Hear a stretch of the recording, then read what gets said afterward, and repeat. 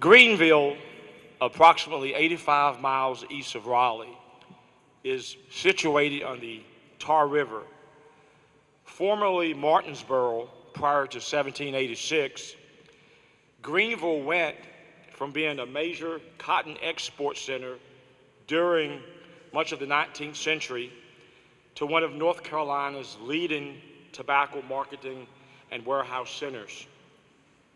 Today, Greenville is a vital industrial and economic center for eastern North Carolina, with an economy built on education, medicine, and international manufacturing. The two candidates before me today have campaigned around praiseworthy themes such as economic development and job growth. Which one is better suited to take Greenville to the next level, given the numerous challenges the city faces? You, the voters, will help make that decision at the polls in November. Meanwhile, please allow me to review the rules and the guidelines which will govern this evening's debate. First and foremost, each candidate would have 2 minutes to give an opening statement. Each candidate will have 1 minute to answer the moderator's question. Generally, the moderator will ask each candidate the same question.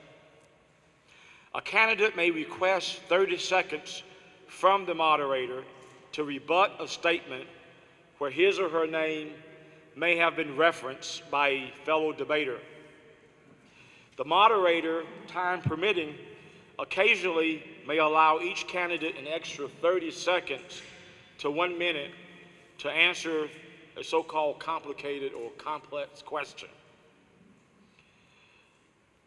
The moderator may ask no more than 10 questions or get no more than 10 questions from the audience. Members of the audience would come up to the microphone and ask their questions from the microphone.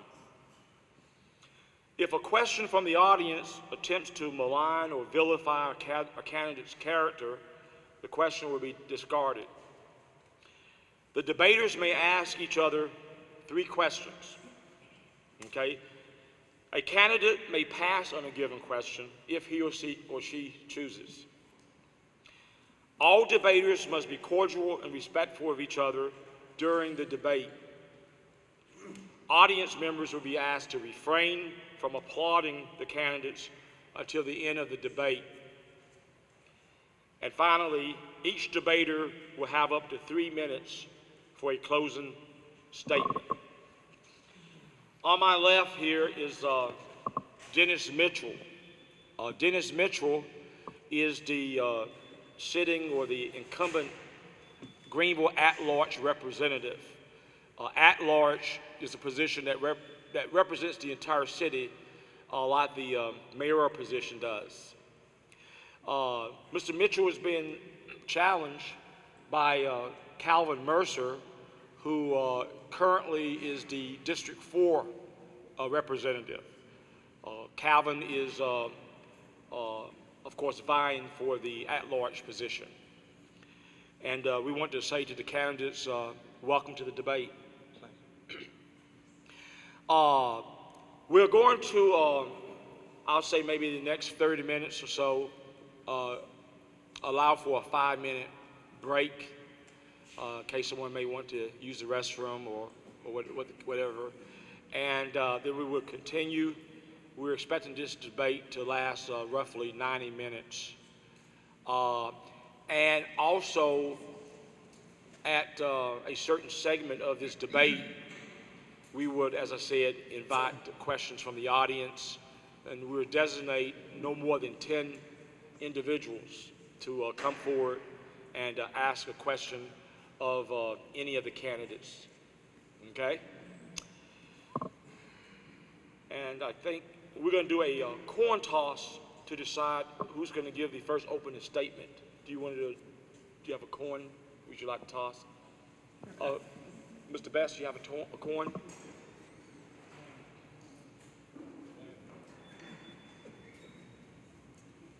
Okay, who wants to call this? I will. Okay.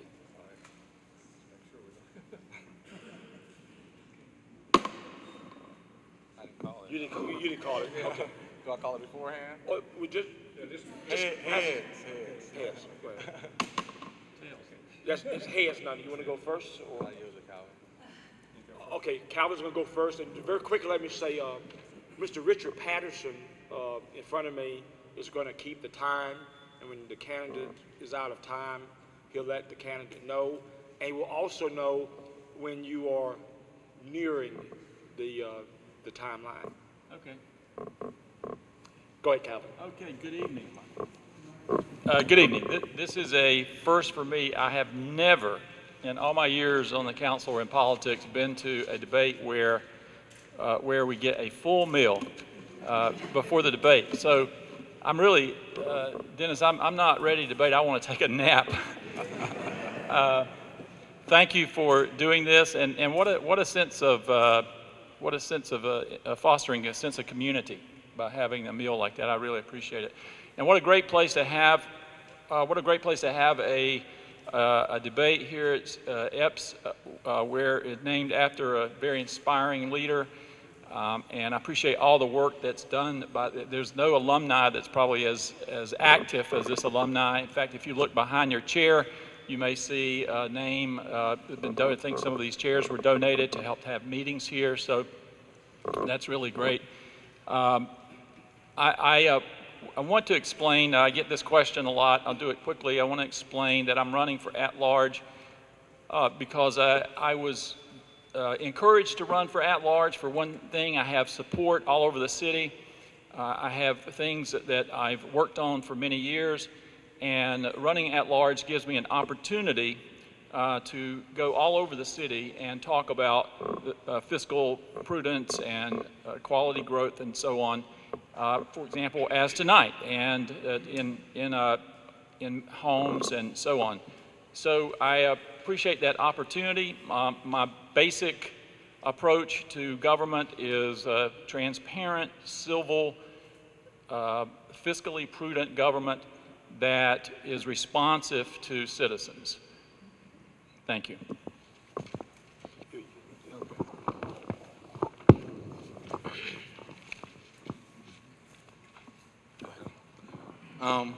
First, I'd like to thank everyone for coming out. I'm so glad all you came out here to see me. It's a great honor. But all that aside, this is an amazing crowd.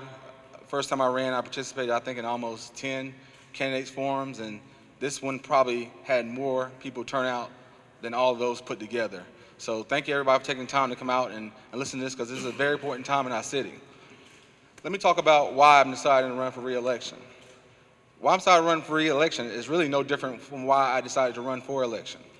We live in Greenville, which is a great city. I don't think it's a good city. I don't think any of us can deny that. But I, like so many others, feel like that we have so much unlocked potential that we haven't been able to utilize those opportunities that we have.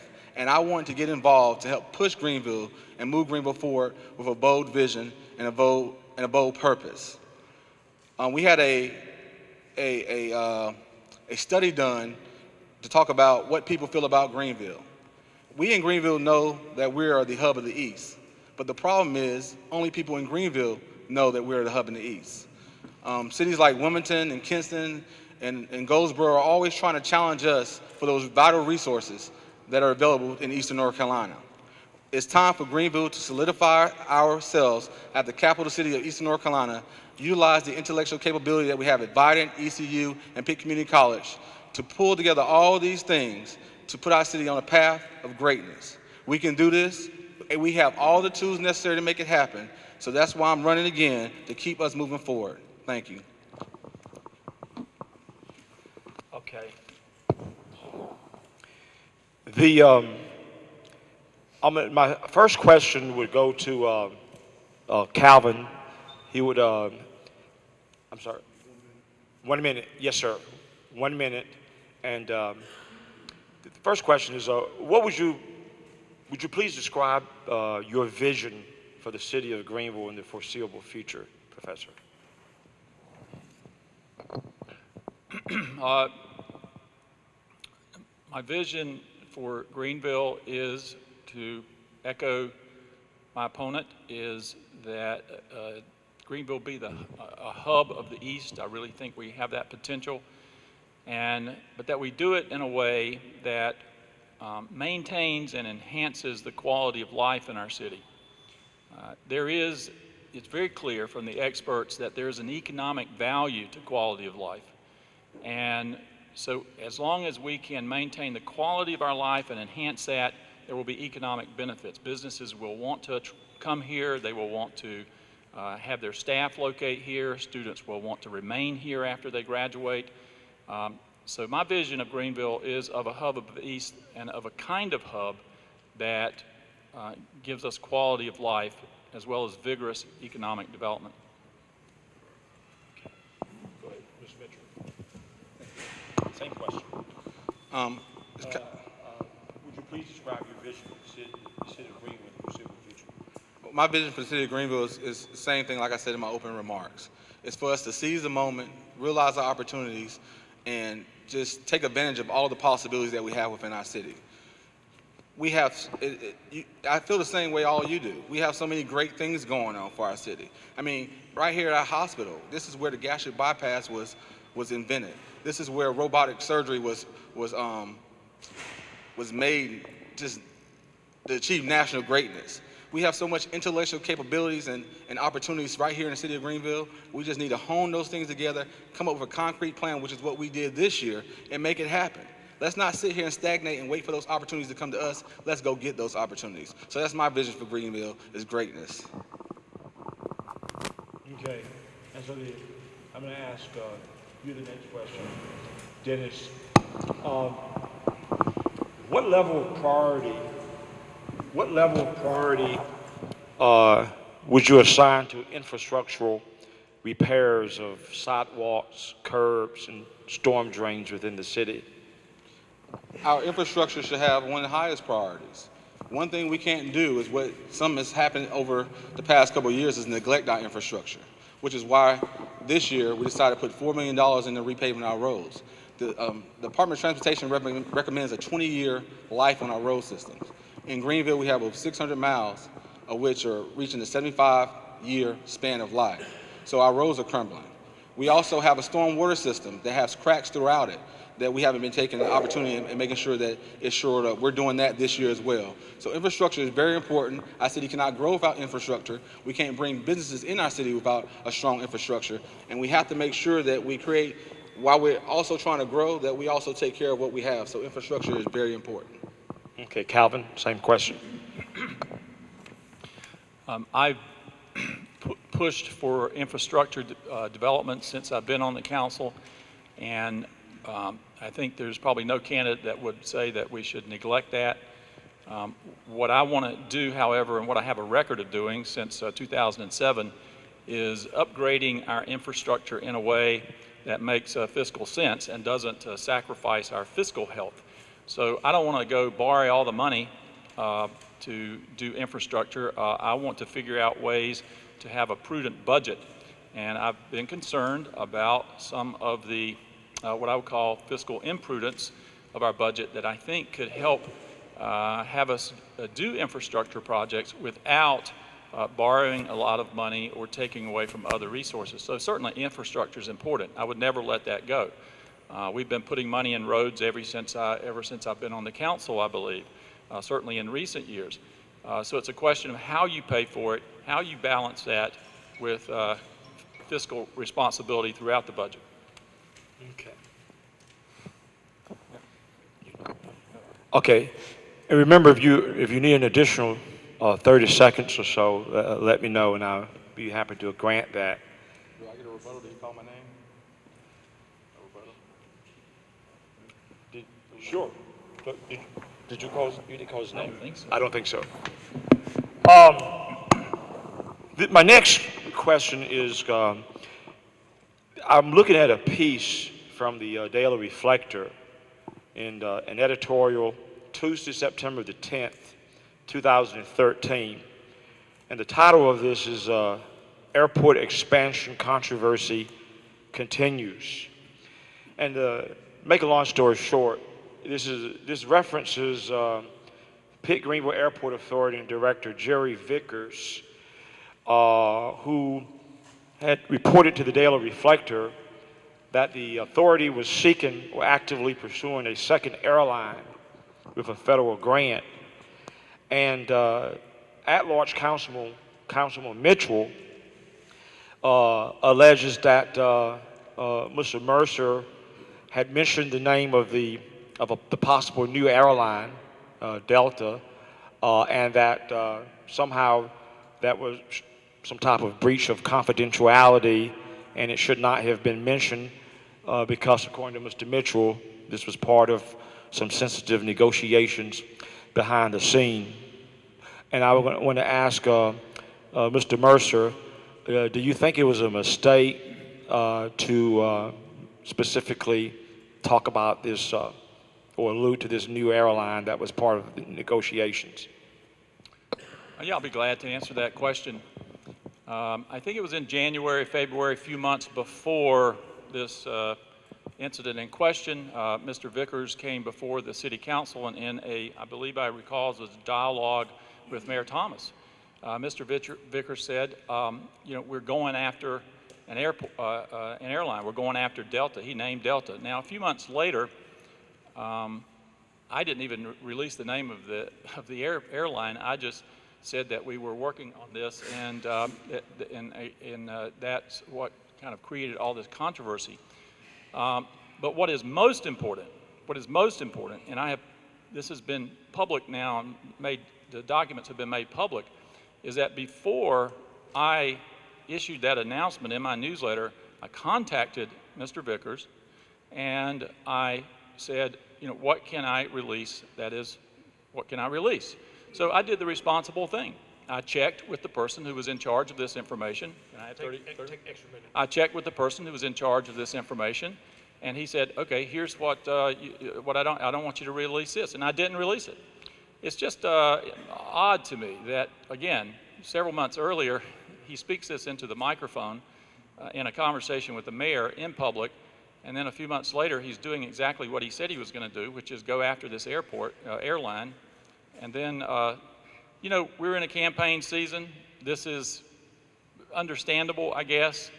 Mr. Vickers, I don't think was the one who made a big hoo over this.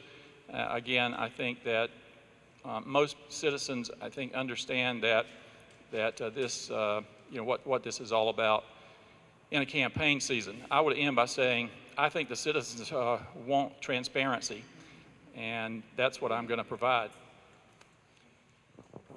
And Dennis, your opponent has talked a lot in his advertisements and news releases about transparency and openness. Do you think that in hindsight, since the horse was already out of the barn at this January the 14th meeting before the City Council, where members of the Airport Authority apparently mentioned this new airline, that in the spirit of transparency and openness to the taxpayers, Mr. Mercer did a good thing by chatting about it? Well, you didn't waste no time getting into the hot issues. Well, in January meeting, it was very broad. It's no secret that we've always wanted to have a second airline. So I think when Mr. Vickers came before the City Council, he was very broad about it. But I think one thing is very important to note, it was not myself who came out strongly against this. All I did was just point out what Mr. Vickers did. He sent an email out very upset, it seemed like, that this information was leaked. I was at the original meeting where all the stakeholders was there, and we were talking about bringing this airline into Greenville. And it was talked about to be confidential, not because of us, the city government, because it wasn't our project, it was the airport projects. They're separate from city government. We had private partners in there that might not have the opportunity to go back and get the full support of the board. They gave preliminary that we'll give X amount of dollars if we can bring this airport here. So the confidentiality was to allow them to go do their due diligence and come back here. But it's something very important. Economic development is something very different. Extra 30 seconds. Take an extra minute. Economic development is something very different than just normal business throughout the city. A lot of times when we're trying to bring business in here, their stuff is so proprietary and confidential, they don't want this information to be leaked before they come and make a solid decision they're going to be able to come here. Because it might point their competition in a different direction, or they might be trying to negotiate with other places to go. So a lot of times they come before us and they want strict confidentiality. And I think that's one thing Mr. Vickers pointed out, was the fact that when you're dealing with economic development, you're trying to bring jobs, you have to understand what economic development is all about and the processes that go behind it. There's some level of confidentiality is needed. But any project that the city council votes to put money on has to come before the public, has a public hearing, and we allow the public to address those issues, and then we go forth with it. So there's nothing going on behind the scenes, nothing untransparent. It's just letting the process take place the way it needs to take place in order to solidify those things that's going to make our city great. 30 seconds. Yeah. I'll just repeat, I went to the person who was responsible for the information. I asked what I could release. That is the responsible thing to do. There's all kinds of things that I'm told confidentially down at City Hall that I don't release until I check with the person who's responsible, and that's what I did. And I would just say, I agree with Calvin on that, but it's not me, the one who had a problem with it. It was the person that he's saying that gave him the permission. He the one who addressed it and had a problem with it, not myself. Okay. I just pointed it out.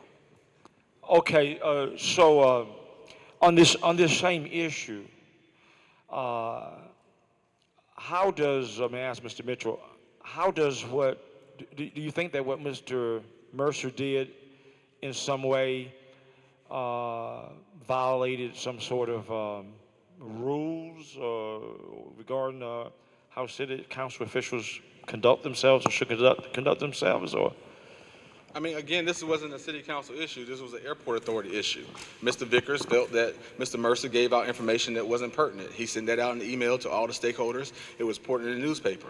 I, as a candidate, knowing that economic development was the issue of the day, seized the opportunity to point out that my opponent does not have the knowledge necessary to talk on economic development issues, by way of pointing out the fact the airport authority director, Jerry Vickers, said that. Ms. Mercer, okay, we'll end this here then. Let's go to another question. For each of you, how do you propose to audit city programs for their current mission compliance and cost effectiveness? We start with Professor. Audit, efficiency. Number one, when you have multiple staff turnovers in a very short period of time, that creates a lot of inefficiency and concerns in terms of management of any organization.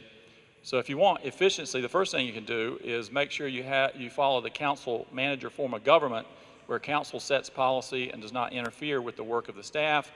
I'm not accusing my opponent of anything here. I'm just saying this is what happened. If you're asking me about efficiency, that's one thing you do.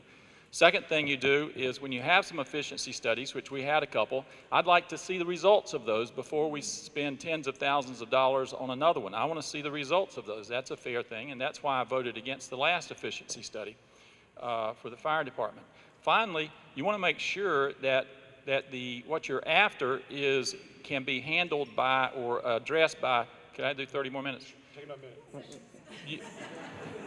Take another minute. Here's an important point.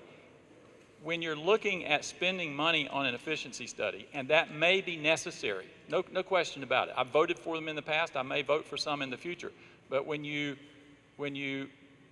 are going to spend money for an efficiency study, you want to make sure that what you're trying to get at is not something that can be handled through management. And if there's something that can be handled through management, you don't need to spend an efficiency study. You just need to manage it properly. So those are some of my concerns about not spending the last money, this last big money on an efficiency study. Okay.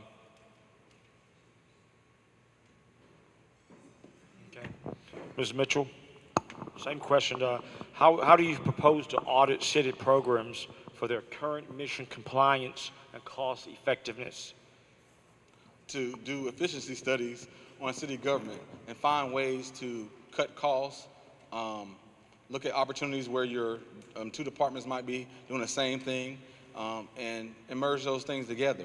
That's what we did as the city council. When we first got on the city council, what was proposed to us on our budget process was to increase taxes, just like every municipality around Greenville and our county government. So what we want to do is we want to put money into our staff to go and look into our different departments and see what there's ways that we can cut back, merge together, or just do things differently with the use of technology. If anything, anybody knows anything about government, government doesn't shrink usually. It grows and grows and grows. You put a program in place, it's never going to go away. So that's why we wanted to do these efficiency studies, to look at different programs we had, to find out ways, is there a way that we can do things better? And I think a lot of those, we found out ways to do better, and we continue to do our efficiency studies, we'll find more. Because what we don't have in the city is an endless amount of money that we can keep on, unless we go back and raise taxes. Unless we can go back and raise taxes to our citizens, which nobody wants to do. We have to find ways to shrink the size of government, to do things more efficient. In some places in our city government, we're doing things the same way that we're doing 30 years ago. That thing costs money. So to audit those programs, we have to go through and study them and see where we can cut costs at. But I also believe that we need to do a better job when we put programs in place of making sure that we don't add things that stay there forever. Because when you put something in place and it's there forever, people don't want it to go away. People get it so used to it. Just like our backyard trash pickup. We was in a situation where we were about to see a $15 million deficit in our sanitation department. We in Greenville got so comfortable with the level of trash service that we had. So we had to look at an efficient way to find ways to do things better, and we did that by automating our trash system. We're actually going to turn a profit next year, and we also save those jobs as those employees by transferring to other departments and allowing them to take early retirement packages. So that's how you audit your programs, and that's how you make government work. While you're at the mic, Mr. Mitchell, let me ask you the next question. What is one improvement that you would commit to make in the first year of a new term? Well, of course, mainly I want to stay the course on this economic development. We're only at the tip of this iceberg here. We have to give so much praise to our economic development staff. I am so amazed by the level of success rate that we have so far, but there's so much more to do. We have an entire strategic economic development plan. We want to go after those medical device industries. We want to develop a medical cluster here, attract those companies here. We want to look at ways that we can use our overcapacity of water, maybe attract microbreweries to our area and beverage companies. So I want to continue the course of economic development, to see that through, to bring jobs to our citizens, to grow our tax base. And when we do that, we allow ourselves to have the money needed to enhance our quality of life in the city of Greenville. One improvement I would make, I might give two. I would fast track the retirement certification so that we can plug into the North Carolina Department of Commerce funds to help us market our city for retirees. I would be willing to take a look at the 3 unrelated rule, the change that was made in the 3 unrelated rule, which was very unpopular and I think potentially detrimental to our neighborhoods and ultimately to our business community because they depend on quality neighborhoods. So I would take a look at that with a view toward seeing if there's anything there that is valuable and that's useful. Absolutely, we want to support that, but I would review that. Those are 2 things I would do. Well, in a nutshell, speaking of the 3 unrelated rule, why do you think that the 3 unrelated rule was changed?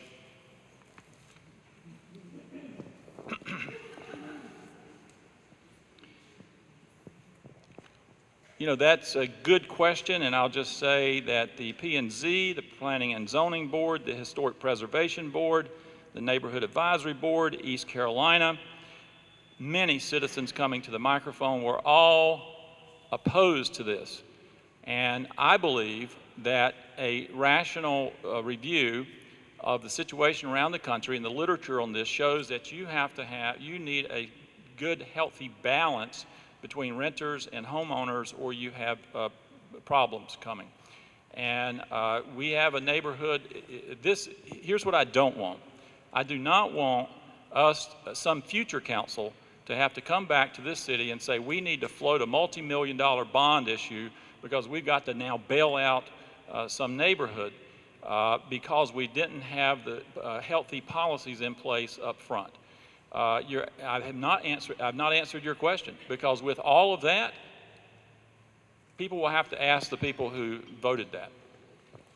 What about Mr. Mitchell? Why were you part of the majority to change that three unrelated rule? Well, I think it's important to really talk about what really happened. There was no change in the three unrelated rule. What was in the university area across the street from the university, that's 87% rental. What happened is we allowed an administrative exception to be applied for those houses who meet certain criteria to allow an additional student or additional renter to live in those places. So there's a lot of scare tactics going around telling the whole city that the three unrelated rule has been changed, is coming to your neighborhood. That simply just does not happen.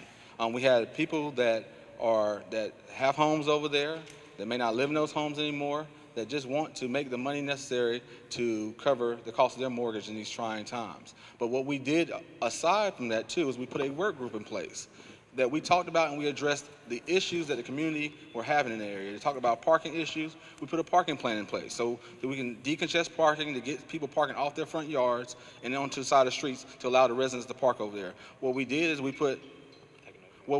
also put in place that we're looking at our sanitation plan over there. People point out all the time when people move out, they throw trash on the side of the road. I'm amazed. I drove through it myself, and I can understand how people wouldn't want to look at that. So we put an extra focus on that. So and the work group is continuing to work on to improve all the things, all the issues that those neighborhoods said they had, and we're going to continue to do that. So it's important that we focus on what the problems were, and not focus on the policy. People, they're doing this in Washington right now. I lose a vote, I want to repeal that vote. That's not the way government works. Let's come together, let's compromise, let's work together these issues. The problem is that others chose to dig their heels in deeply and just stay firm to what they believe in instead of coming together, work things together. So, with that said, the three unrelated rule did not change. An administrative exception was allowed to those houses who meet certain criteria to allow additional person to rent those bedrooms.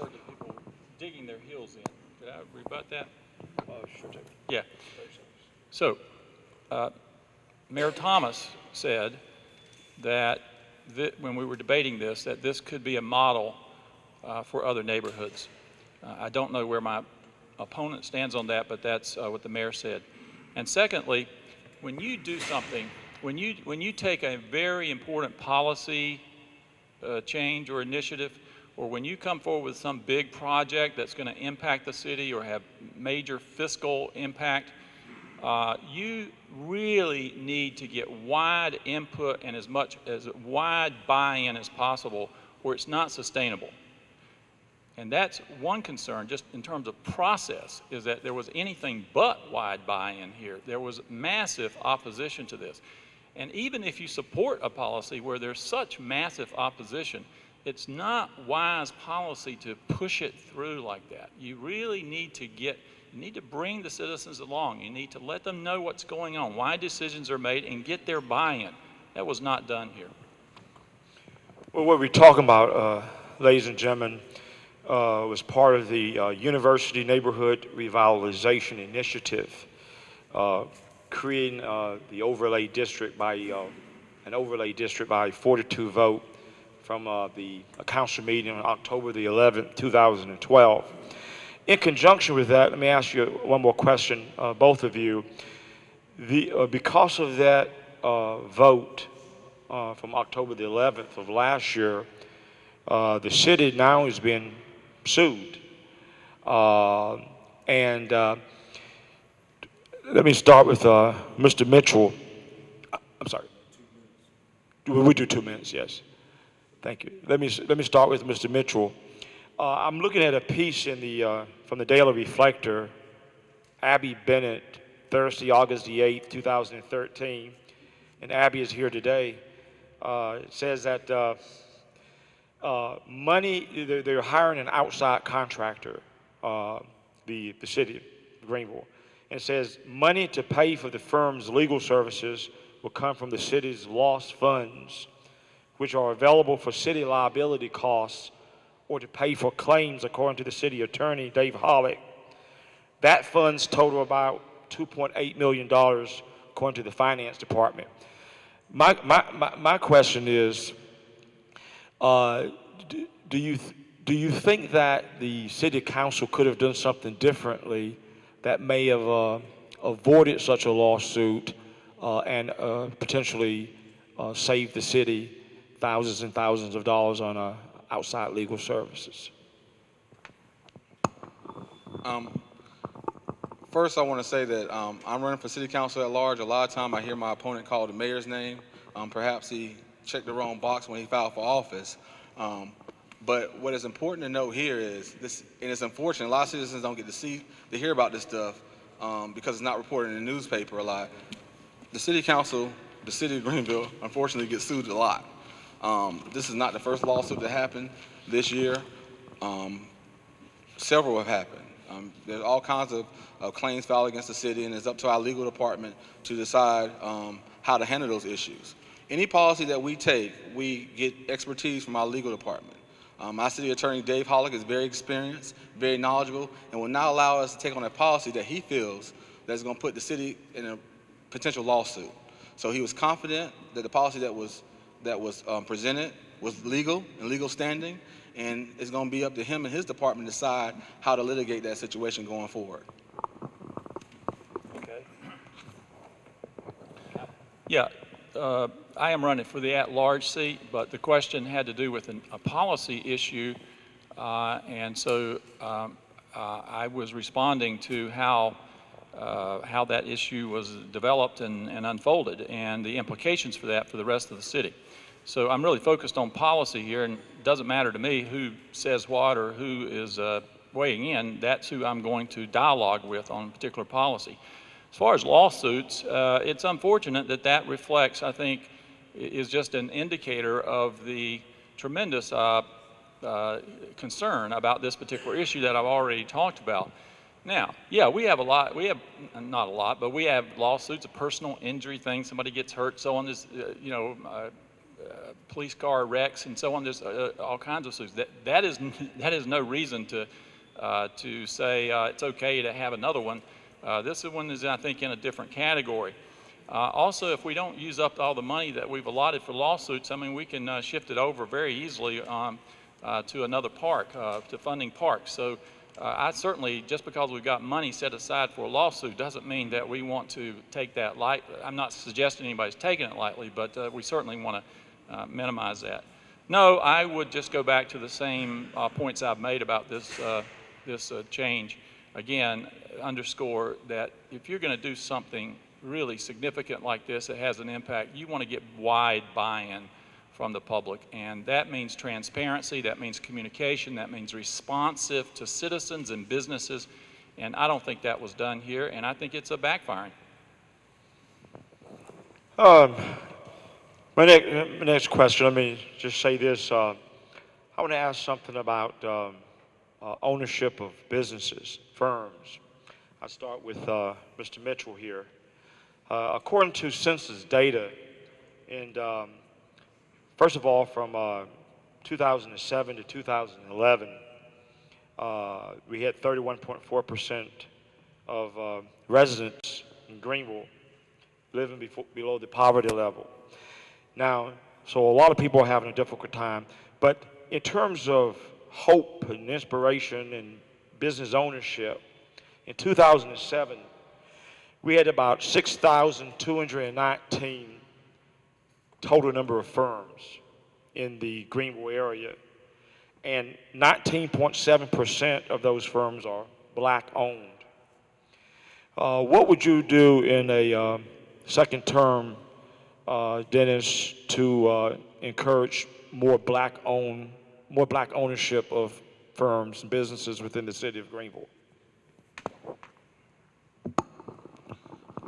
Through my work on the Redevelopment Commission, we've established a lot of different programs that are available to different people who want to start businesses, particularly in the West Greenville area, and all of our citizens. We have a number of programs that we put in place that we just need to make sure that anybody in Greenville, black, white, orange, purple, who want to start a business, know about and have access to. We have the Small Business Development Program, one of the things that I passed when I was on the chair of the Redevelopment Commission, Sept City Council. I see Terry Williams back there. She was instrumental in part of that too, which allow people who have an idea to apply for a forgivable loan to the city as long as they stay in the area for three years. We have the Greenville City Program, which is a partnership between the City of Greenville and Chamber of Commerce that's been cultivating businesses. I've seen Greg Hedgepeth, I don't know, he's still here. He participated in the Seed Program. So there are a number of different opportunities available. We just need to make sure that people are aware of those opportunities and they take the time to apply and utilize those opportunities. The City of Greenville is doing a great job for entrepreneurship. People just need to take the opportunity and apply for those things. I agree with everything that's been said. That's great. I'll add one more that I think maybe was not mentioned. There's a program that was put in place many years ago. I was very pleased at the Small Business Grants Program that has helped out a lot of small businesses. We won an award from the governor a couple of years ago on this, and a couple examples that I sometimes give is it helped to get started the Gold Post restaurant on 5th Street and the Scullery downtown. I would say in addition to this, what we can do is bring jobs to the city and businesses to the city, economic development. We can do economic development. I appreciate this council's emphasis on economic development. My focus has always been to do it efficiently and effectively and in the best possible way. But certainly we are in agreement that we need jobs, we need economic development. And I am very pleased that over the years we've had, could I have 30 more minutes, 30 seconds? Sure. Go ahead. I'm very pleased that since 2007 we've got a lot of success stories around economic development, and I appreciate this council's emphasis on that. I am totally aligned with that emphasis, and we need to work on that and continue to have the successes that we've had in the many years leading up to the current time. Thank you. My next question regards eminent domain. Eminent domain basically involves the government being allowed to pretty much take private property for a public purpose. And constitutionally, they are allowed to do that under certain circumstances. The question is, what are your thoughts on eminent domain? We'll start with Mr. Mercer. And do you believe that, generally speaking, property owners are fairly compensated for their property? So eminent domain is distasteful, and we don't like to do it, and it's a last resort. Having said that, sometimes it is necessary. When you live in community, and a city is a community, when you live in community, I mean, you know, you could go out to the middle of the woods, and then you may not have problems that you have in the city, but there's benefits to living in a city. And that with that comes certain responsibilities of living in community. And unfortunately, eminent domain is one of the possibilities, but it should be a last resort. It's distasteful, and when it happens, it's my understanding that the law is that appraisers have to determine the value of the property. They have to be paid fair value. So there are laws in place that help protect. So I would say it's not something that we want to move to. And in my experience since 2007, every single time we've been faced with this, we have worked hard as a council to find that compromise without having to go there. Mr. Mitchell. Eminent domain is something that needs to be used sparingly, and this city knows better than any.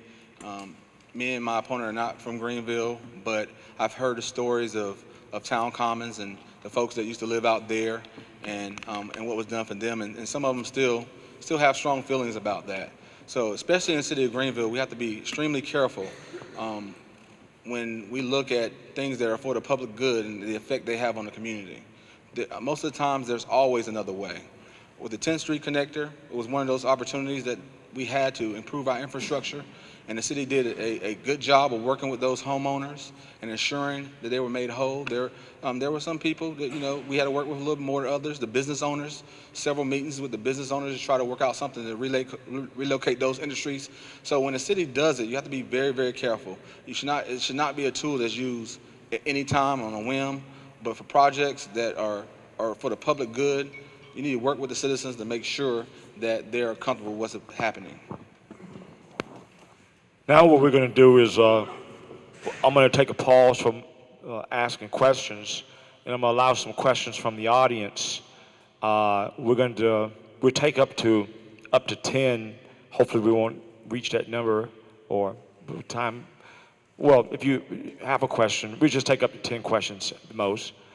And we would like for you to come up to the microphone, which is at the edge or the foot of the stage here, to ask your question. Raise your hand if you have a question. Okay, you stand up, please. When I point at you, stand up. I don't know your name, sir. 2. Gentleman on the end there, the green shirt. 3. Yes, sir, you. Lady in the far back, stand up. Kim, 4. Who else? You, sir. 5, stand up. Anybody else with questions? Ma'am. 6. Gentleman here. 7. Who else might have a question? Anybody else? Just you, 7? Okay. They'll have long questions. Okay, first person, just come forward. And who's this question for? My name is Ann Harrington. I would like to address this to both of you, if that's okay. And thank you, Mr. Cooper. I think this is a wonderful facility and wonderful event. My concern is the town common. I've lived here for 27 years. My letter was published in the paper today. I would like to know what your vision for the town common is, how you build community. I find it a very community building place. And how do you keep it transparent? How are you going to, you know, if you want to develop it, are you in favor of apartments being developed down there? Thank you. Are you in favor of apartments being developed in the town commons? That's the question. Who wants to take that? Is this for both of them? Yes, please. Sure. So, Shall we move over there so we don't block the audience? That's fine. Sure, yes, sir. So one of my guiding principles as a public official is, as I've mentioned a couple of times here, is to get as wide a buy-in as possible, a wide of input as possible from citizens and businesses before you take some action. The town common is very, very important to the citizens of the city. And I think it's important to the future economic health of our downtown and of our city. I think there's an economic value to quality of life, and I think that applies to the town common. Now, there's a master plan that is, I think, 2 or 3 years old that has got wide buy-in from the community. That master plan says no residential and no hotel on the town common. Now, if you want to change that, if the citizens in a widespread way tell me they want to change that and we have good public input and we get wide buy-in, I may put my personal preferences aside and go for it, but I tell you, we need to get wide buy-in before you do something like that.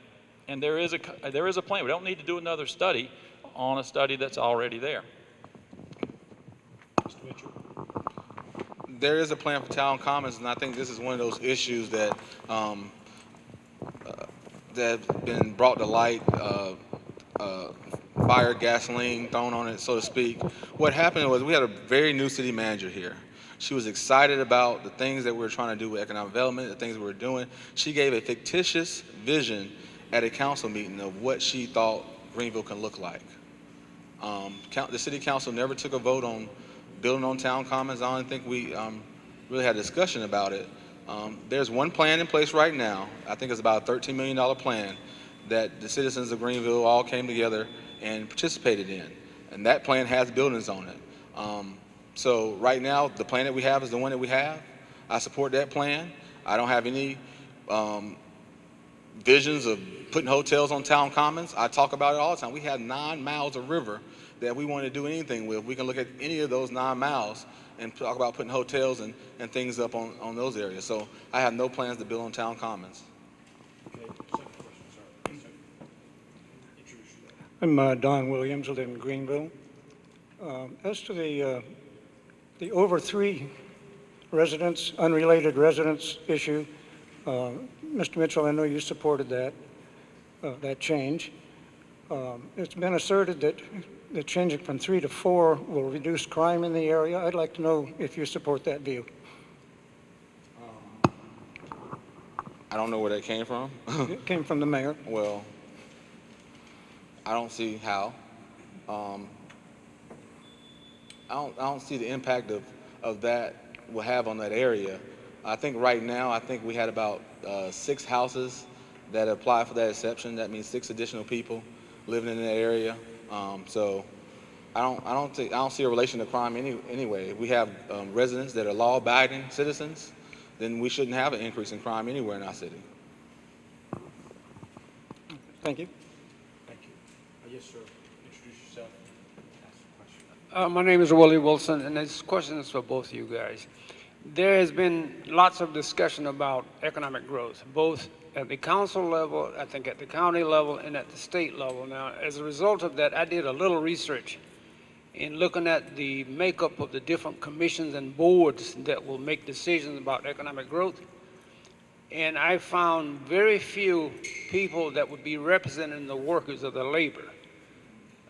What does the city, or do you guys vision putting in place to make sure that the people we bring in here to work, the employees, the businesses, are bringing in quality jobs that provide some decent wages as well as some good benefits? And you mentioned the fact of poverty.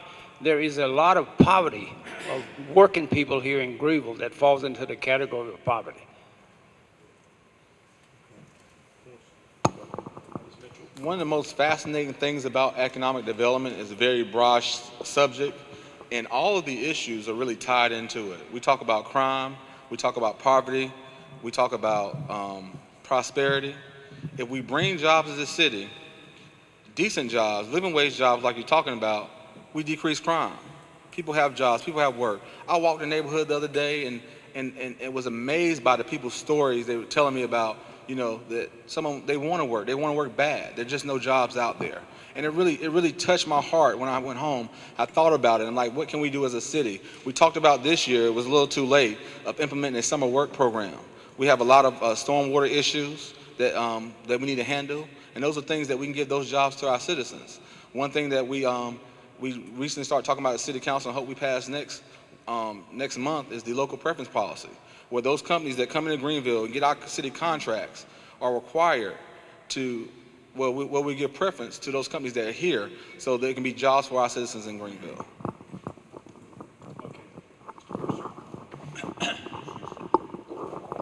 That's a really great question, and the answer is not easy. It's a bit complicated, but I do think that bringing good jobs involves really working hard to have a quality city. The more of a quality city you have, the more easier it's going to be for our economic development recruiters to bring in companies that can have good jobs. Obviously, we want companies like you, I think, imply. We want companies that bring good jobs that as good as possible. There are businesses that I would say we would prefer not to have in Greenville. I don't think that they're good for their city. I don't think they're a good face on our city, and I don't think the jobs are necessarily the best. So we need to always work to up that level. We do that by sound planning, by putting our back to the grindstone, is that the term, and really working hard. And again, I appreciate this council's commitment to economic development, but we want to do it in a way that brings the best jobs that we can get here. Okay. Yes, sir. Introduce yourself. My name is Henry Moonsheen, and this question's for Mr. Mitchell. There's been a lot of discussion on your part on auditing and accountability and efficiency, but there's a discrepancy between your words and your actions, and I'd like you to comment on your position on your own income tax, failure of payment, etc. And this is what I'll say about that. I think we address this issue a lot. No one truly knows the inner workings of my business that I was in for 9 years, and the over 2,000 employees I had, the millions of dollars in payroll that I paid, the millions of dollars in taxes I paid. And one thing that I want to do as a city councilman is ensure that we have a climate in place where businesses can be successful. When you go into business, there was a Pitt County Committee of 100 meeting the other day, and Harry Smith Jr. talked about it. He said those people who bring those jobs to our cities are innovators. They take calculated risks. Anyone in this city who's been in the business know there's a risk that you take when you go into business. Some succeed, some fail. Some succeed, like I did for a number of years, and during the economy and all the other things going on, they don't continue to be successful. All I want to do is put jobs and put policies in place that businesses won't have to go through the things that I went through as a business owner and can be successful. We shouldn't punish people for taking risks. We shouldn't punish people for taking risks. Our country is built upon people who took risks and do that. Some succeed, some fail, and then succeed. We need to encourage people. We talked about small businesses that go into business to take that risk and support them when they get into business. My name is Carol Williams, and my question is about the budget process. I'm wondering if when you all work on your budget, you think really long term about paying retirees, people who are retired, hiring new people because the government is expanding, which it will be, that's a given, I think, so that we don't get in trouble like some cities have in the U.S. And I think if this council could be really fiscally responsible, taxpayers aren't going to have such a big problem with little tax raises as long as they see the money's being spent wisely and prudently. So I was just wondering, do you think long term, because people are living a long time, you're going to have to pay retirements for a long time, and you're going to have to hire new people. How are you going to do that? The city council, the city of Greenville thinks as long as it possibly can. Our project process is unique. We pass a budget pretty much every year. We do like a 2-year budget cycle, but we have to vote on it every year after we pass it. But we have a committee in place that looks at our pay and benefits, that really focus on that issue. I think the previous city council, give credit to them, did a very good job of looking at our pay and benefits to see those increases in costs that we're having, and we've been able to maintain and do a good job with those. So anytime in city government, you have to try to look as far as you can, but understand there's a 2-year budget cycle. Councils change over, people change, and priorities change. But we have a strong financial staff that are there to advise and give opinions on how we should do. We just had an investment meeting of our audit committee, and we're still in great financial standing. I think AA rating, and our financial department wins awards after awards. City's in great shape. Well, I certainly underscore long-term planning. That's certainly a total champion of that. In terms of how you bring good principles into a budget, I would just say that, number one, you need all the good minds at the table. And one of my concerns about this last budget process was that there was a budget subcommittee that was set up. I was not allowed to be on that committee. The meetings were not held when I could always get there. And so I think to accomplish the kinds of things that you're asking for, particularly in difficult budget years, you want every good mind at the table, all the people, all hands on deck to work on these things. So not only do we need to think long term and we need to be fiscally prudent, we need to do it in a way that where the process is transparent, not in a conference room away from the city camera, but transparent with everybody at the table having their input. Thank you. I'd just like to speak on that. Another Chicken Little vision here. We talked about a budget process this year. Like I said, the initial budget that we were faced with was to increase taxes. So we want to put a process in place where we can take a fine-tuned focus on our budget to find out where we can be efficient and not cause that tax increase. So there was a budget committee created. I was not on that budget committee as well, but I think there were about 13 budget meetings that every single city council showed up to. I think you couldn't make one. So we were all there at the table. And then at the end of that budget committee process that we all participated in, it came before the city council, I think twice. And then it went before a public hearing. So we all participated in that process. I think in the end, we worked it out where we can get most of them televised, but it's a workshop process. I think the councils before me always had workshops that went on the city council. So I think a lot was made out of this issue. A lot of times during the city council, issues were invented to me to cause controversy, but the budget process was very open. Every single city council person participated in those processes. We had public hearings where the public got to hear about those processes, and we voted on those budgets. Well, that sounds like a very open and wonderful process, but I'm telling you, I think there was more than one meeting I couldn't make. The schedule was not set with the input of everyone's schedule, so I would have to check on that, but I think there was more than one. But even if there was just one meeting I couldn't meet, that seems problematic to me. Secondly, it was held in the conference room. Yeah, citizens could come, no question about that, but it's easier to watch it on TV, eating your popcorn. And third, a long, wonderful budget process. Well, there was a last-minute pay raise that was not aired before in any of those many budget meetings. A last-minute pay raise that was voted in by everybody on the council, but not me. On principle, I did not support that, and I have not since 2007, in my years on the council, have I seen the level of acute reaction and protest at a single vote that I did on that last-minute pay raise. Yes, sir.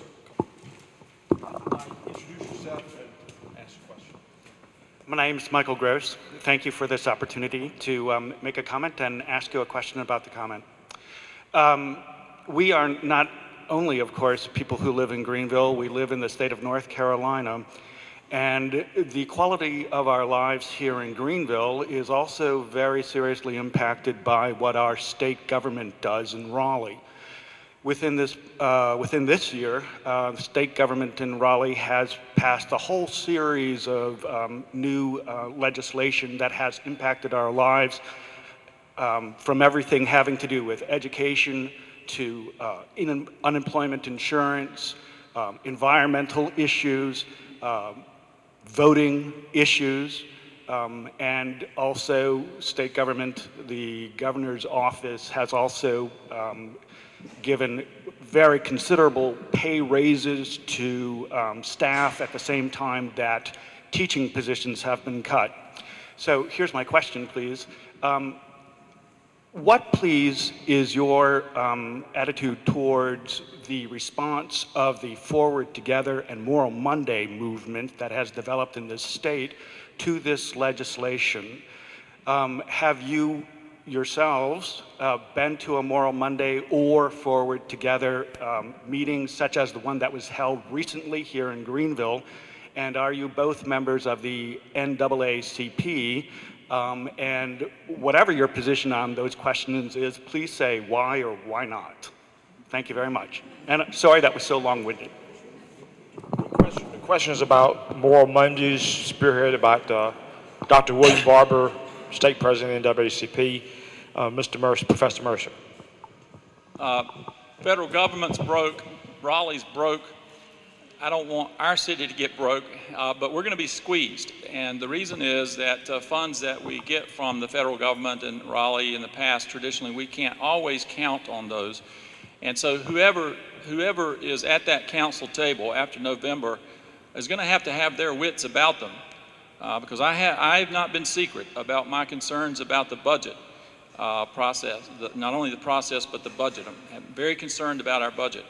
And it's going to get worse. That's the point here. It's going to get worse, and so we have to really work on that. I like seeing citizens involved and participating and speaking out, whether they're speaking out in my favor or not. Yes, I did go to the event here in Greenville.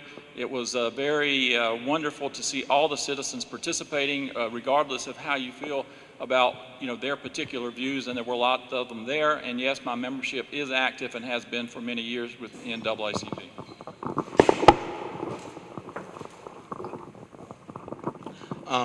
I think at any level of government there are concerns, especially some of the things that are going on at the state level. And I found this firsthand. My daughter started kindergarten this year, and every day I send her to school, I'm worried. I see a teacher with about 24 kindergartners in class, and a teacher assistant that's allowed to come in probably half the day. And I wonder, can one teacher have their eyes on 24 kindergartners? So I cuts to education affect me that way. I got on Facebook and seen a picture of my mom with her red shirt marching in Cumberland County. She's a teacher in Cumberland County, talking about the issues the cuts that are made to education. So it affected me that way. So there's a lot of different things going on, state government as well as federal government, that are a cause for concern. And the only thing I can do is hope and pray that people can come together and do what's best for the people of our state. I did go to the Forward Together rally. I was very moved. I got more time. I was very moved by the level of participation, the excitement, and it really gave me a feeling that people are going to be more knowledgeable of the things that are going on in our city government, our state government, and they're gonna vote their conscience when we go to the ballot box. I don't have a membership to the NAACP here in Greenville. I do participate in a lot of their events. I was the former president of the Southern Christian Leadership Conference here in Greenville. That's also an active civil rights organization. Since I was a student at East Carolina University, I was coming over here volunteering in this center to work with our students, participating in a lot of issues. So while I don't have a membership card per se, I have a membership card in caring for our community and working hard to make sure that their voice is heard. Okay, we have one more question from the audience. Introduce yourself. Hi, my name is Kimberly Roberson. I would like to know, both of you guys, what are you all going to do for the youth, our troubled youth? I am very troubled by the youth here. Crime rate has really increased. I would like to see more activities for the youth of Greenville and jobs for the youth. So we need to really do more for our youth. So I would like to know what you all tend to do to fix that problem. Thank you. Question is, what do you tend to do for the youth in the community? And I wish there was like a magic switch that we can flip and everything could solve this issue. It's very complex. Those of us who have worked with young people to help engage them over the years know that sometimes you go home with your heart broken because you feel like you can just talk to them and just reach through to them, but you understand that they go home to a situation that's much different than yours. They might be in a situation where they wake up and there's no food to eat, or the parent's not there, or just all kinds of situations. They deal with some things that we can't even imagine. But the only thing we can do as a city is try to pull together our nonprofits together to try to get everybody on the same page. One program that we did put in place, which is not enough, but we did put in place a late night basketball program to try to give people something to do at nighttime. That program has been successful. I think it's going to be expanded next year. So we can think of things like that and encourage others. The Little Willie Center is great. The 3rd Street School is wonderful. We have a lot of people stepping up. Unfortunately, everyone has to do their part. It's not something that we can just do on the city council and make it happen. We all got to come together for it. Well, we have one, come on. You have a question, man? Oh, I'm sorry. All of those wonderful programs that were mentioned, we certainly need to support in every possible appropriate way that the city can support. Partnership is critical. We want to work in partnership as appropriate and as we can with our faith communities, with civic groups, nonprofits. My opponent mentioned a number of wonderful programs that we just need to keep working on. And I would say we have to, as leaders, we have to make good public policy, but we also want to model and encourage us as individuals and to participate, to be active, really in a small city like this. One on one, there's amazing things that we can do, and we want to be models and we want to encourage citizens to participate. I won't, there are things I try to do as an individual through my church, through my community, and we want to do that. That's important. We have one more question from the audience, then we're going to move on. My name is Carol Collins, and I was wanting to ask more about the 3 unrelated rule changed to 4. Now, for the overlay district, it was changed. I mean, there was a comment made that it wasn't changed, but for the overlay district, indeed, that rule was changed. And my concern at the time was I couldn't believe the council's actions because they essentially, the overwhelming number of citizens throughout the city did not support that. And I'm curious as to why there was no effort to build a consensus before just ramming it down the citizens' throats. Why wasn't there more citizen input before the change? Well, I thank you, Calvin. We go back when we started talking about this issue. I wanted us to focus on the problems of the area. In a news medium, the Greenville Guardian, I think I wrote an op-ed where I laid out several different entities, several different proposals that we can do to look at the entirety of the program and process. Little did I know when I found out at the city council meeting, a lot of those are illegal by the state of North Carolina. So there was an effort to try to come together to address these things comprehensively, so we had to do it through a work group. And there was an effort to extend the hand to reach out to my colleagues that were against it, that were against the policy that was in place, to try to work with them. But like I said, it was no room for consensus. This is 100% what we feel like.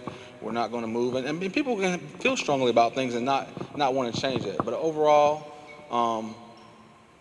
I think that comprehensively what's going on in that area is going to be a benefit as far as the parking needs that we address, the sanitation needs, and the work of the work group is continuing to make sure that we will give the attention to the area that needs. And once our urban core grows and becomes strong, I think that neighborhood is going to flourish, and it's going to be a walkable community that people are going to be able to walk downtown and participate in. But right now, 87% of the people over there live in that area. There was an opportunity for those who oppose it to get a protest petition together. I think there was certain guidelines. Those guidelines weren't met, and now we have this process in place, and I think we can move forward. Okay. All right. Now I want to ask Ms. Would you like to respond? Okay. Let me, I would like to ask Ms. Do you have any questions? Okay. So now we're going to take a 5-minute break, and then we're going to return and finish up by 8:30. I have a few more questions, if I may have your attention.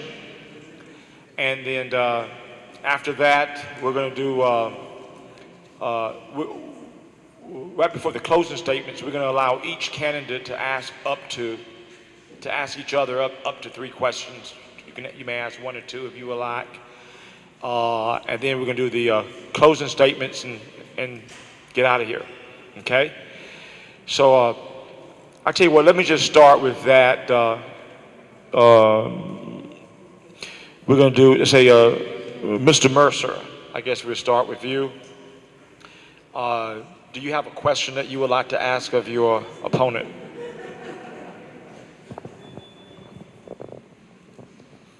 So we're going to do up to 3. Yeah.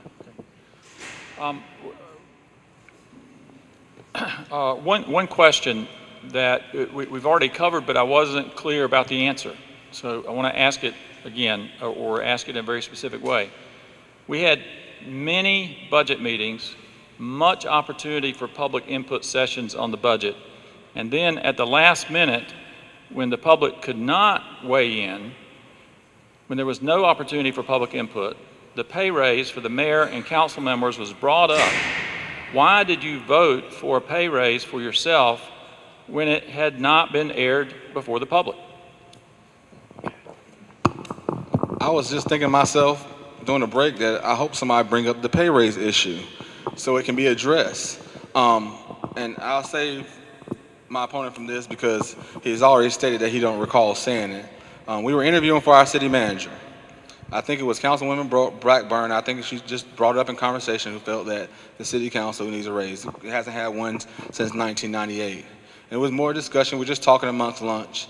And my opponent said he doesn't recall saying this, said that he would be for the pay raise if it was unanimous.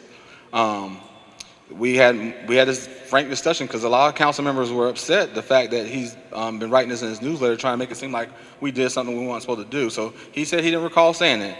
So we got clarification from our city attorney, who told him, maybe he remembers our city attorney telling him that he heard him say that he'll be for it if it was unanimous. He talks about last minute budget decisions. I think during that budget process towards the end, after we made all our efficiencies, it was noted that there was about additional $400,000 left to be allocated. What we did is we allocated monies for, I think that's 2 minutes? Yeah, time's up. We're gonna kind of move on because we're really running out of time here.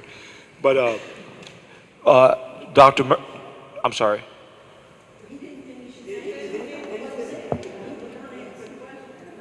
Well, go ahead.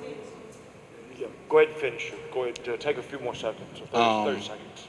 I lost where I was at. The issue about last minute, it was $400,000. We allocated those several different things: economic development, lighting, cameras in high crime areas, just several different things that we allocated that monies to. But we talk about the last minute decisions. It's funny to me how he's making this an issue, considering the fact that this budget cycle, after the public hearing, he didn't try to do the same exact thing by trying to put funding towards items at the town commons. Did the same exact thing that he's accusing the council of doing a year prior. So, I mean, let's just be honest and clear. I mean, I'm not trying to make things an issue or whatever. We debate these things open in the city council, but he was for the pay, he's for the pay raise. He stated it, and then he did the exact same thing that he accused us of doing last time. Okay, Professor Mercer, do you want to address that allegation briefly, and then ask your second question? So I don't think my opponent is suggesting we had some secret illegal meeting. I have never, to my knowledge, said that I would support a pay raise if it was unanimous. There have been discussions about that, but I have never said that you should never do this without, or for your own self. If you vote a pay raise, you should always do it after the next council takes place, so that you're not voting for your pay raise for yourself. And secondly, you should never do anything like this without airing it before the public. So to come at the last minute, just literally minutes before the, okay, go ahead and finish your statement. To come, literally what happened is minutes before the meeting started, the camera was about to come on. One of my colleagues came and kneeled down at my chair and said, and I told him, I said, no, you cannot do this. I said, we have not discussed this with the public. I said, maybe a pay raise is appropriate, but not in this situation. Okay, you have a second question? Oh, yeah, sure. Almost everyone that I've talked to thinks that having more retirees here would be good for our city. We'll never become just a total retirement city, but to have more retirees contributing to our faith communities, to our civic groups, buying houses, contributing to our economy, and that getting the Commerce Department to help us to pay for that and recruit those retirees with no big downside that I could see.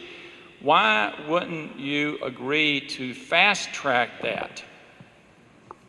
Just one important quick point. Calvin is a very smart guy. He understands that the city council does not have the legislative authority to pass a budget for a next council. We don't have the authority to do that. We pass our budget every year, so we can't pass a pay raise for the next city council. It's impossible. And we're talking about $100 here, too. They added about a $90 million budget. But let's talk about the retirement study. I've done extensive research on this thing. And it was a part of our strategic economic development plan, 193 pages. And he goes to the back and picked the one thing that was supposed to be the icing on the cake, not the plan.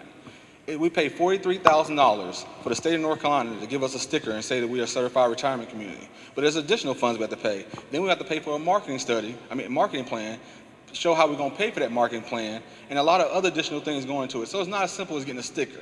We need to make sure that we have the resources for retirees before we put a sticker on it. We have one certified retirement community in Greenville right now. So where are they going to come? Where are they going to stay when they come here?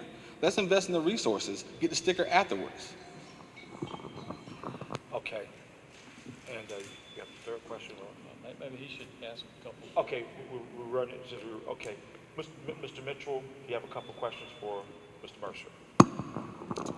Just to lighten the mood, Calvin, how could you have been so lucky to get a woman like Susan?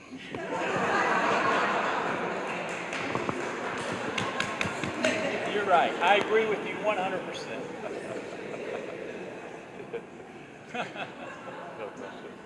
We kind of answered all my questions while we're going through the session, so I don't have another question for him. I'll take it. Sure. One more. Sure.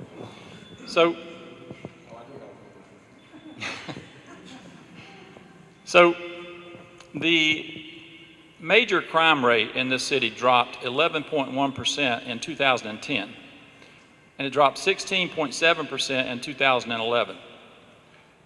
Last year, the first year of this council in 2012, it leveled off from those double-digit drops and actually ticked up just 0.3%, which if you are elected, what are you going to do to help put that downward crime trend back in place? Like I stated earlier, focus on economic development, try to bring jobs, but really, truly, what we have to do is support our police department, which we do. I mean, I know the implication is not that the city council, by some policy, put something in place to cause crime to increase. I think we have a very competent, capable police chief. We passed a 3-year strategic crime fighting plan. We're doing a great job in the city of Greenville. We just got to support our police chief. When he says he needs resources, we need to give them to him. Well, I have one final question. On that note, do you think that the police department is under-resourced? I do agree that Chief Aiden is doing an excellent job as chief of police, and that leadership is long overdue in this community. And if he were here today, I would commend him for his recent appointment to CALEA, the Commission on the Accreditation of Law Enforcement Agencies. Very prestigious national and internationally known organization. He is to be commended for that and his expertise when it comes to community policing and just policing, period. And so, do you think, I'm going to ask this to each of you, and then we're going to do closing statements. Okay, you want one more question. Do you think that the police department is under-resourced? I believe that the police department was under-resourced. Our chief will stand like Sheriff Neil Elks does before us and vigorously ask for more money. And then we at the city council need to make sure that we put it in place to make it happen. So I think the police chief will let us know if his department needs more resources, but today he has not. Sure. To my knowledge, since I've been on the council in 2007, I have never opposed funding that the police chief, whoever it was, wanted. You have to have, in my view, you have to have, there's two things you really got to have in place. One, you've got to have a safe community, as safe as you can get it, and you've got to have your fiscal house in order. And if you don't have those two things in place, things get derailed. And so I have always, to my knowledge, supported every request from the police department. We have a really wonderful chief, and I look forward to working with our city leadership to get this trend back in the right direction, and I think we can do that. And I just love working with the chief, and I'm really pleased that he's going to help us do that. Okay. Just real quickly, my question I thought about surrounds. We talk about having opportunities for our young people to have outlets to participate in. This year we had the opportunity, after 40 years, to fund the Dream Park. We did apply for a grant and it was initially denied, so the city council made the decision to go forward with funding the Dream Park, which is, I think everybody can agree, has become one of our destination parks in the city of Greenville. Can you please explain why you decided to vote against the Dream Park? I am on record as supporting the Dream Park. I think it's a wonderful facility. I'm not really asking this for him to answer, but here's my answer, is that we were sitting on the city council in a situation where the staff told us that in 2 months and 3 days, we would find out if we would get $250,000 in the second round of a state grant. I don't think there's anybody really understands that who wouldn't think they want us to wait 2 months and 3 days to see if we get $250,000. If we had gotten that money, that $250,000 could be used for other parks in West Greenville, South Greenville, North Greenville, and East Greenville. So I certainly voted to wait 2 months and 3 days to see if we could get that money. Okay. Now that we're going to do closing statements, I believe Mr. Mercer, you started the opening, right? I think I did. Okay. Mr. Mitchell. I want to thank everybody for staying with us. I know the hour is late. I hope I get home and kiss my babies before they go to bed. But I think during this process, for one thing, you saw a lot of things that my opponent agreed with me on. There were some issues that we had disagreements on. But overall, what's important is that we do what's best for the city. I remember graduating from East Carolina University and hearing Chancellor Ballard speak at the commencement, and he gave 8 principles for leadership. And I only can remember one, is knowing when to quit. As leaders, sometimes we forget our focus, forget what the vision is, forget the people that we should be looking out for. This is about Greenville. That's the only reason I'm running for city council, is I believe that for the next 2 years, I can help move Greenville forward and do great things. If I didn't feel like that way, I'll stay home and help play with my kids, do something else, because being a council member is very hard and difficult. But I really feel like I have the vision, I have the will to see through our city going forward. My opponent has been on city council for 6 years. I think our records can speak. I, on the city council, since participating, have brought forth the Office of Economic Development. That was my initiative. And to date, the Office of Economic Development has already created jobs. Through Office of Economic Development, we created a policy to allow an additional $40 million of investment in our city. And we have a strategic economic development plan that's going to take us to the future. That's what I offer. My opponent may have offered other things, I don't know. But this term on the city council, he's been opposing. Obstruction. We have to move the city forward. It can't be about me and Calvin. It can't be about personalities. It can't be about what Dennis or what Dennis not is doing and how large his bank account is. It got to be about moving our city forward. And that's what I want to do. So I ask everyone here to humbly vote for me on November 5th. Thank you. Mr. Mercer. Well, yes, I have opposed certain things on this council, and so that has put me in opposition to certain members of the council. I think I sleep very well at night knowing that while I may be opposed to certain council members, I was on the pay increase, last-minute pay increase, and the 3 unrelated. I think I stood with almost all of the citizens, and I think that's what's more important. It is true that my opponent and I agree on a lot of things, and we've taken votes together, and we've done good things for this city.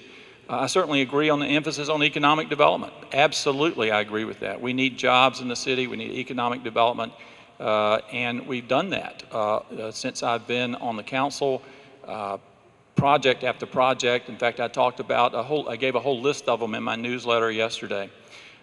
So it's just a question of continuing that process, that progress, and doing it in the most efficient way. I'll end with this. I didn't plan to say this, but I sometimes get invited to speak to the youth, and they say, youth who might be interested in public service, and they say, you know, give us your advice. And the advice a couple of times I've given to young people, number one, you need to know yourself. You need to know who you are and what your core values are. You need to get really clear about that. And then you need to translate those core values into principles that if you're fortunate enough to be on the city council, you translate and share and communicate to the citizens in a broad way what principles that are driving you. And then you take votes based on those principles. really the votes you take, if you follow that process, are very easy in the sense you're working out of your core values. And then I tell the students or the young people, I say, do not ever, for any reason or for anyone, compromise your integrity. Honor your word. You owe that to yourself, and you owe it to the people who entrusted you with this sacred trust.